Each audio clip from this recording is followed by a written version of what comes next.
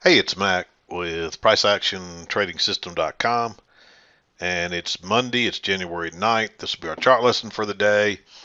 And what looked like was going to be a really bullish day completely reversed and sold off, and eventually, even on the daily chart, we closed inside. I talked about this morning on the mid-morning chart how if we closed up here, you would expect prices to come back and test this before they went too much higher. So I thought we might get a pullback, but I didn't expect it to come all the way back down and close inside here, back inside this range. So nothing's really changed other than we traded outside that. You can see we didn't close outside it. So this range is still in play, and we could turn down now and go much lower. Actually, it looks like what we did was we came back and attempted to test this breakout area. And if you move this line down to where those last closes were, you can see prices were successful in testing that breakout, and so that might be all we needed to go lower now. So we may get that next leg down from here. Um, Not saying that's where we're going by any shake of the means, but that might be where we're headed. My guess is if we're probably going to try to make this next leg down at some point. Um, could we keep going lower? Yeah, but I would expect we at least get a new low, and really, we don't have a close outside this bigger channel yet, so there's no reason to think this downtrend's over yet. I mean, we traded outside it here, but we never got a close outside, and we need a convincing close outside. And so my guess is before it's over, I'm still leaning towards a new low. Nothing's really changed. It's taken an awful long time to get there, but that's kind of how I'm seeing it. So anyway, there it is on the daily chart. Not much changed. Uh, we closed about the same. Uh, in regards to the previous day, we closed about the same, is what I was attempting to say there. So we'll see if we go forward further, or we'll make another attempt to go higher here. But my guess is we're probably back in this range and trade back down lower. So let's flip over to the 2,000 tick chart, and you can kind of see how it played out. We got a strong leg up and then a strong leg down. And here it is. We had this two-tiered channel. You notice we had a break way down here. It took it a while to reverse, and then we trended down. And notice there was a little gap in here that I didn't really pay much attention to this morning, but notice we did fill that gap. Came back and tested the close and actually closed slightly below. Actually, no, I think we closed right about the same place, and this more bearish bars into the current day. So we're in the overnight trading now, which is part of tomorrow's trading. Some people get confused on that, so maybe I should mention that. When we open back up at 5 o'clock, which is this line right here, all this is part of tomorrow's trading. And so that'll be part, the after the anything after 5 o'clock Central Standard Time that starts printing in this Globex market, CME Globex, is part of tomorrow's trading. And that confuses people sometimes. So this was where we opened at 5 o'clock on Sunday afternoon. So this is the overnight trading in the gray, and this is where the 8:30 part hits. It's all still part of the same market, but if you've been around since the early days, 8:30 is when the regular market opens, and that's when the real volume tends to hit. So uh, we call that regular trading, or I call it that anyway. And then where it turns gray again, oh, here's 2:30, and there's nothing specific about 2:30 because the market doesn't close till 4. But generally, the volume and the volatility all slow down, and you can see not much happened after 2:30. And so that's why it's generally smart to quit trading about 2:30, not take any new trades anyway. I mean, if you're managing a winner and it's still going in your favor at 3 o'clock or even 3:30, really by 3:40, 3:45, I would exit before your broker kicks you out. You need to find out what time your cutoff point is for your broker, because they will kick you out. And if you're in a winning trade, that's not a big deal, but you don't want to get kicked out of a trade of a loser by taking a late trade and getting stuck in it, and then the volume drying up on you, just kind of chopping sideways in a range or something. That happens a lot, and so you got to be careful of it. But anyway, let's get to the trades here. 7 o'clock came right in here somewhere on this move down, topping out to this move down, and you might have looked at this as a failed break lower, and there's a trend line there. I didn't mark it, but you can clearly see there's a failed break. I think you probably wait on. That's a pretty strong move down, and I just see the one leg really. So I'd be real leery of entering right there. I'd want a high or low or something, and you don't get that till the second entry way up. Actually, this is a third entry. There's a new high, first entry, second entry, third entry. This is tempting, but again, I'd wait on a higher low, which comes here, and that looks congested. Let me zoom in here a little more for you. And you can see how congested that looks right there. So I'd wait. It ends up working, but you just don't know that in advance. And then suddenly you get a second entry right here, and you might even argue there's kind of a triple test across there. But it's definitely a second entry with the trend. And it runs on up, makes a new high. There's actually a higher low here. I like this one. Let me back up here. This is the first entry. This is the second entry. And the reason I like the first entry is because you have a new swing low here. It's lower than that one. You got two legs down. And so you get a first entry and then a second entry short, and it quickly fails. And so I like going long on that failure just to try to, it's probably going to make another leg up or attempt to. And then when it makes the higher low, it even gives you more confidence that we're probably going to make another leg up, and of course it does. So that's why I like those two trades. So, and you got to remember, it's a good possibility we're in maybe a bigger trend here. You don't know that for sure, but you got to be thinking maybe we are, because we just keep making higher highs and higher lows here. So even though you had this break way back here, the market's not paying much attention to it. And then suddenly we come back, and I believe this to be the trend line, the way I drew it. There's always a possibility that it's something more like that.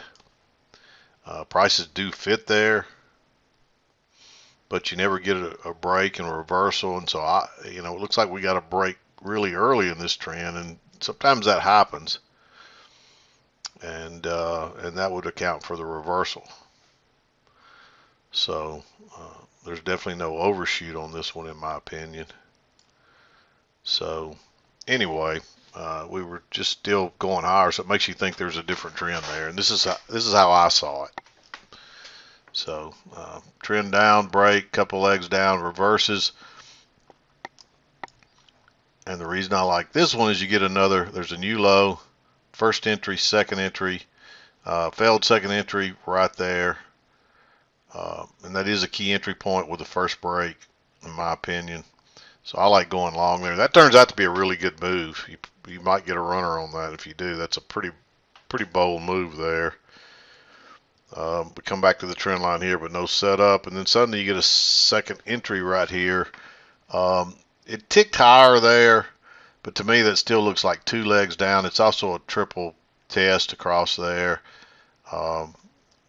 Big bullish bar, so I like going long there. Runs on up, and you'd expect we were going to this higher point, which we were. That's why we kept going higher before we got back to the trend line, because we were still working towards this upper side. So we went sideways quite a bit here. Actually, what I'm playing here, we had a break and a new high, but on this retest, and this is a retest. A lot of times I don't draw this trend line, but in this case I think you needed to draw it just to kind of see when you might get the reversal, because it's a pretty strong trend. And sometimes you'll get a break early in a trend and it just continues to go on anyway, so you want to keep up with what's going on. So I drew it here, and this was, to me, that clearly two legs back to the EMA. The midline had been holding. We're looking for a new high on this green one, and so that turns out to be a nice trade. Then you get this triple test, try to go higher once, twice. Plus, you could look at it as a failed breakout. Um, and of course, it moves a perfect measured move, bounces, comes back. Um, there's an this is just an inside bar, so even though that looks like two legs up, it's technically there's a tick there, so technically it's a third entry, but it looks like two legs up. And if that would have been the signal bar, I probably would say go short there, but it's not. And you can see how sideways everything is now. Runs back down here again. You get a failure here, but we're still underneath that support, which is acting as resistance, so I think it's dangerous to go long right there. And of course, it does shoot through there and takes off. Oh, and I did fail to mention we had this first leg up. So if we get a measured leg here, and you can see where we found that resistance, that's another reason I like that short, because it was a perfect measured move. And you can see we went sideways for a while before we started higher again. This shoots back up here. You get a second entry right off a key entry point again, right at the EMA, right acting as support on the previous measured move that was acting as resistance. Notice we came back and tested it twice and it acted as support. So on a second entry, I like that one. And that's a nice trade. Probably get a runner there. You get another second entry right here, but you just don't get a setup on it, unfortunately. And it runs on up and we find resistance again. Notice we try to go higher once, twice, three times there. It's also you might look at that as a second entry because of those matching lows, but I just like it because it's a triple test.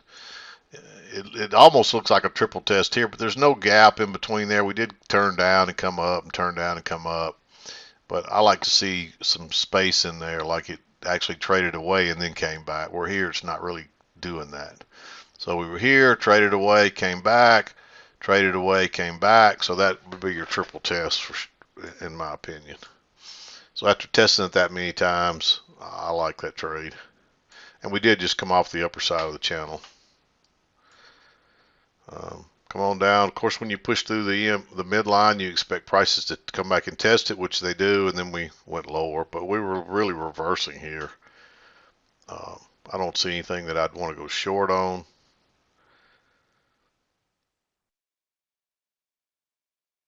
Nothing anywhere down through here. And then, of course, this should be. This has moved a bit. Again, we just got a triple test off of a range high here, right at the EMA.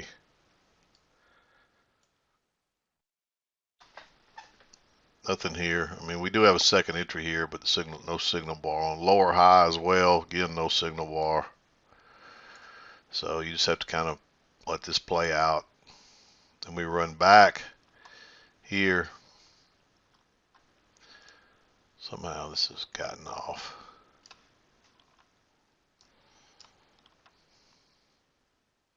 Let me back out here and reset this. Should look like this.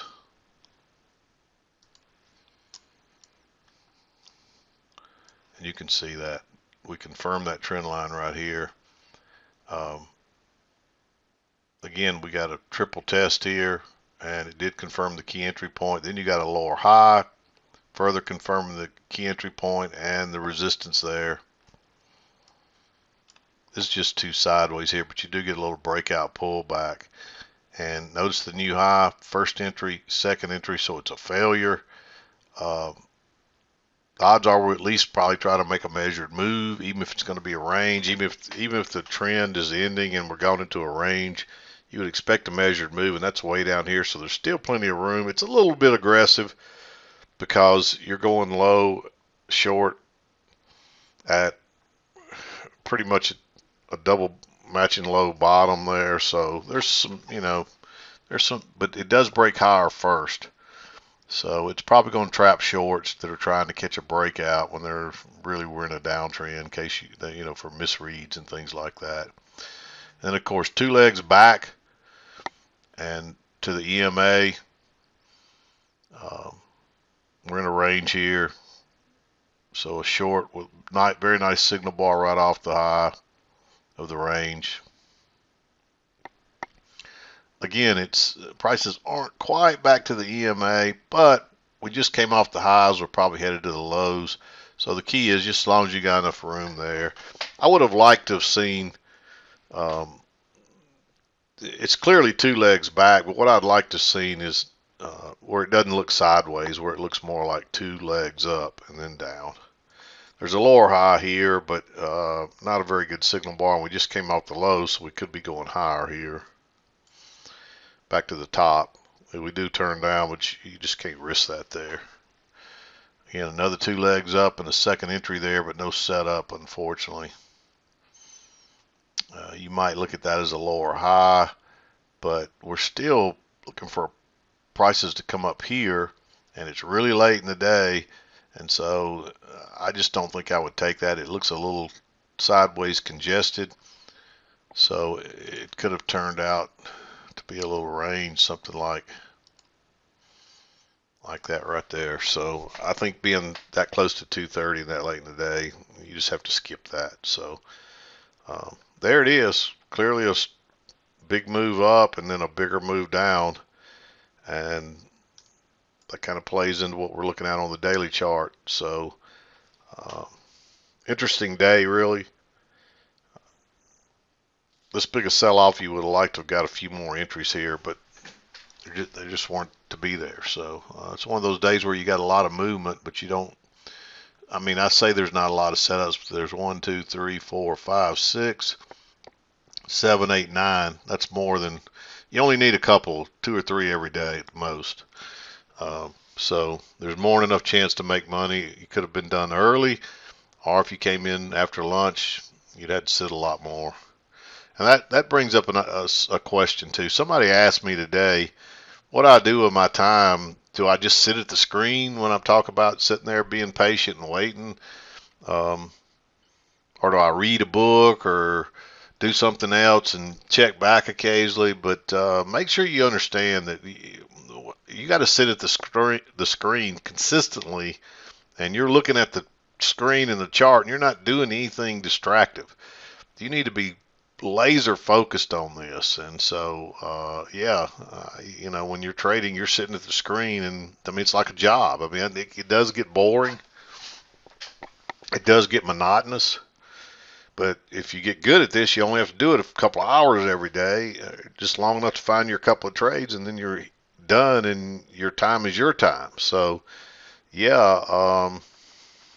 you're not focused on the screen, if you're not focused on the price action and kind of getting into the rhythm and going with it, maybe that's why it could be why some of you might be struggling, or why it might be taking you longer. You can't do this part-time. I mean, when I say that, I don't mean that you can't trade a couple of hours every day on your part-time. But when you're trading, you're trading. It's not a hobby. It's not something you're doing on the side while you're doing your other job. A lot of people try that, and I tried it for a long time, and it just doesn't work, because guaranteed, as soon as you take a trade, there'll be a disruption, or just by the time your trade's setting up, there's going to be a disruption, and you say, oh, well, I'm going to go ahead and take a chance, and I take the trade, or no, I better not take the trade, and then you miss a great trade. So you just can't really do this while you're doing something else on the side. When you're trading, you need to be concentrating on the chart, concentrating on trading, and shut out all the other distractions in your life. And that's why it's hard to do this from home too, especially if you got any kind of responsibility for watching kids, or cooking lunch at the same time, or breakfast or dinner. You need to be able to step away for those few hours you're trading, or whatever hours you're trading, and you're in there with no distractions, nobody bothering you, and you doing your thing. So I think that's pretty important. I really do. At some point, you may get to where you can do this, watching the chart 30 minutes here and 30 minutes there. But early on, you're not going to be able to do that. It's too difficult. There's too much concentration. Too much of this is mental. You've probably heard me say this before. If you've ever played golf, there's a lot of correlations to being a good golfer to trading, because so much of it is mental. And if you've ever played golf, you probably know it. Sometimes you're just in that zone, and every time you swing the club, it's effortless. And then the next time you come back and you try to do the same thing and repeat it, and you got something on your mind, and you start having a bad day. And golf is just, you can't hit a straight shot to save your life. And it's mental. And you'll hear the professional golfers talk about how, I mean, look what Tiger Woods, he was the greatest golfer in the world, and then he had all those personal issues in his life, and suddenly he was one of the worst golfers. Couldn't even make the cut anymore. And it wasn't because he forgot how to play golf or didn't know how to play anymore. Yeah, maybe he had an injury or two along the way too that might have slowed him down. But you don't just forget. So much of it is mental, and trading is the same way. You know, once you learn this, you'll never forget it. It's like riding a bike; you never forget. But if you're not mentally there and you're not mentally concentrating on it, you will struggle, and that's just the way it goes. So anyway, I'm going to wrap this one up. I'm done for today. This is Matt with PriceActionTradingSystem.com, and we'll see you next time.